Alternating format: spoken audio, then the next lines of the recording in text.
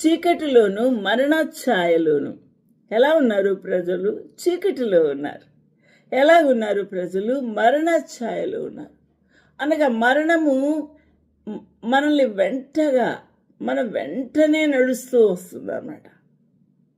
మనము ఆ ఛాయలోని, ఆ నీడలోని నడుచుకుంటూ వెళ్ళిపోతున్నాము. మనం ఎరగకుండానే నరకానికి వెళ్ళిపోతున్నాం.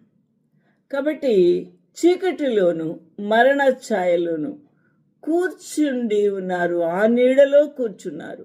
ఆ నీడలో సేద తీరుతూ ఉన్నారు. ఆ నీడలో సంతోషించుచూ ఉన్నారు. మరణ ఛాయలో, చీకటిలో.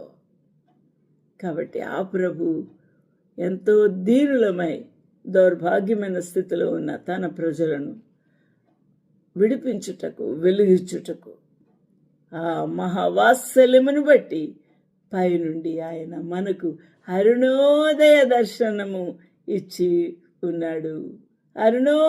అరుణోదయ దర్శనము అనుగ్రహించెను. హల్లెలూయా.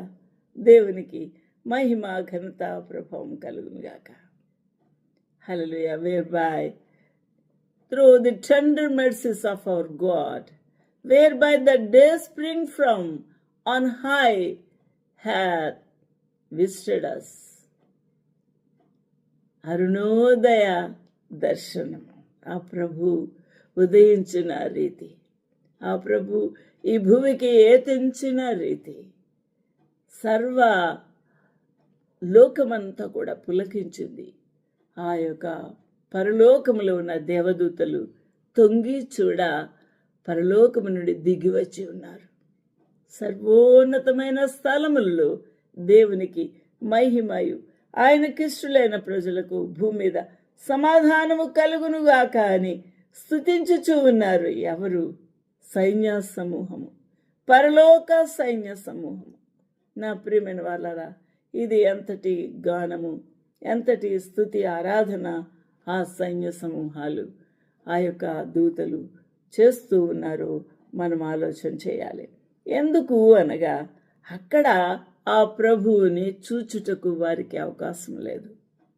ఎందుకనగా వారు కనులతో, ఆ రెక్కలతో 2 కనులను కప్పుకుంటూ ఉన్నారు. 2 రెక్కలతో ఎగురుతూ, 2 రెక్కలతో పాదములను కప్పుకుంటూ ఉన్నారు. సెరుపులు, కెరూబులు.